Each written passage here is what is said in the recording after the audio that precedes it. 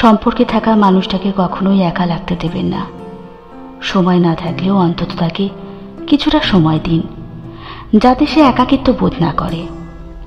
কেউ থাকার পরেও নিজেকে একা লাগার মতো অসহায় অনুভূতি আর হয় না। এই অনুভূতি একটা মানুষকে শুধু মানসিকভাবে ভেঙেই দেয় না, বরং মারাত্মক ডিপ্রেশনে ফেলে দেয়। পৃথিবীর কোনো মানুষই কারো কাছ থেকে জোর করে মনোযোগ, গুরুত্ব কিংবা সময় পেতে চায় না। সে চায় কেউ নিজে থেকে তাকে সময় দিক, তার প্রতি একটু মনোযোগী হোক, একটু কেয়ারিং হোক।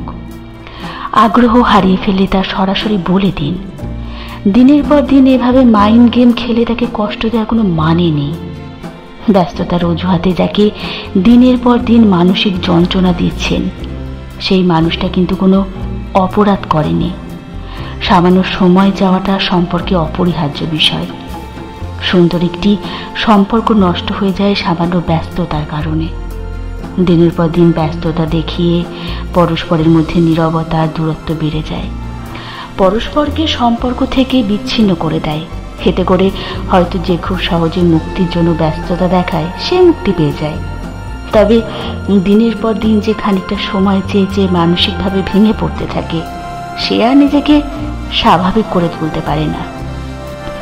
ব্যস্ততা সম্পর্কে অভিশাপ স্বরূপ। যদি ব্যস্ততাকে উপেক্ষা করে সম্পর্কের মানুষটার সাথে জুড়ে থাকতে পারেন, তবে সম্পর্কে কখনো তিক্ততা থাকবে না। আর যদি সম্পর্কের চেয়ে ব্যস্ততাকে প্রাধান্য দেন, তবে সম্পর্কের মানুষটা নিজের ভালো থাকাটাই হারিয়ে ফেলবে।